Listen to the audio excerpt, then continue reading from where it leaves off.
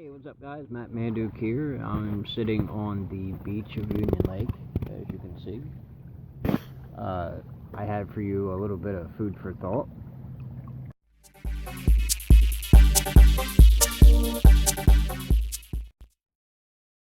What if the housing bubble is about to pop again?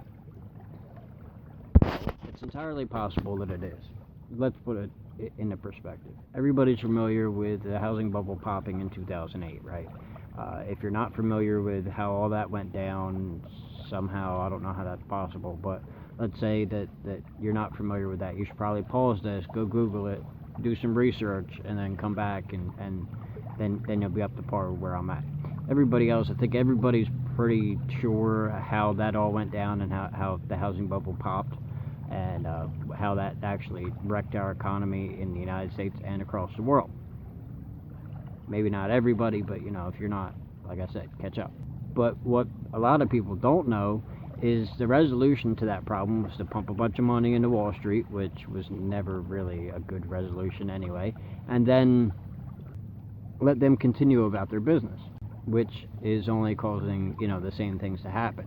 There are actually more foreclosures today than there were in 2008, which that's a problem. New Jersey's third on the list on as many foreclosures as there are. That's a problem. Part of that problem is the fact that there aren't jobs. The people that lost their jobs based on the economic crash and whatnot still haven't returned to the same level of work, if they've returned to work at all. People are unemployed and homeless. That's no good. We haven't actually fixed that problem at all. The other thing they did to try to fix that problem was they started pushing money into the banks, which is partially Wall Street, but they started actually giving like government grant money in order to maintain foreclosed homes. Instead of flipping the homes over and selling them again or knocking them down and rebuilding or whatever, they pay them to maintain them as is vacant, which is actually part of what I was doing with the Property Preservation All-Stars. That's actually based on foreclosed homes, and the fact that they that whole payment system, how I was getting paid from doing that and how the rest of that company was getting paid from doing that, is based on the government grants that are given to the banks so that they can pay to keep the houses maintained. But those houses aren't on the market. They're not maintaining them because they're trying to sell them. They're just taking a profit from the government in order to leave them vacant. That was not an answer, and this is what the Obama administration put into play in order to fix the economic standpoint of where we're sitting. It didn't fix anything. It's, if anything, made it worse. So what if the housing bubble pops again? What will that mean? Well, another huge decreasing of the American dollar and its value, which is already plummeting from where we were in, say, 2007.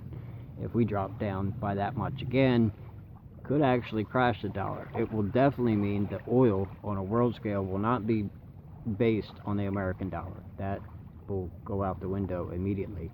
As it is now, we're already teetering on the idea that we won't have that, which would be a bad thing, because so long as we have a value, a currency that is able to be valued upon other items across the world, our economy is considered stable.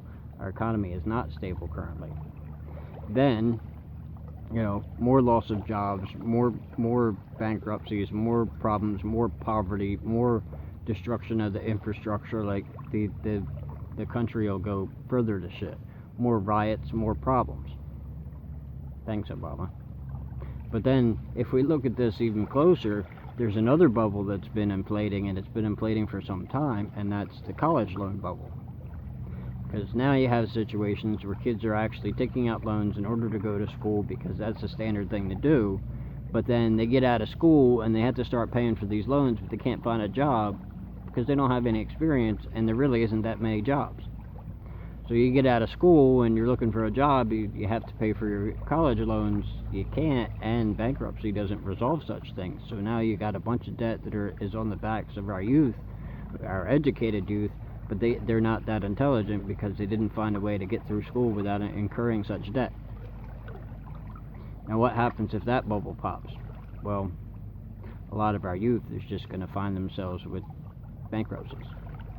maybe the government will give an opportunity for kids to declare bankruptcy on their college loans, at which point they could actually make school free, because you go to school, you take out a bunch of debts, and then you declare bankruptcy. But that's not really how it's supposed to work, and free schooling isn't going to answer it, because that means everybody all the time will always be paying for the prior generation's school loans.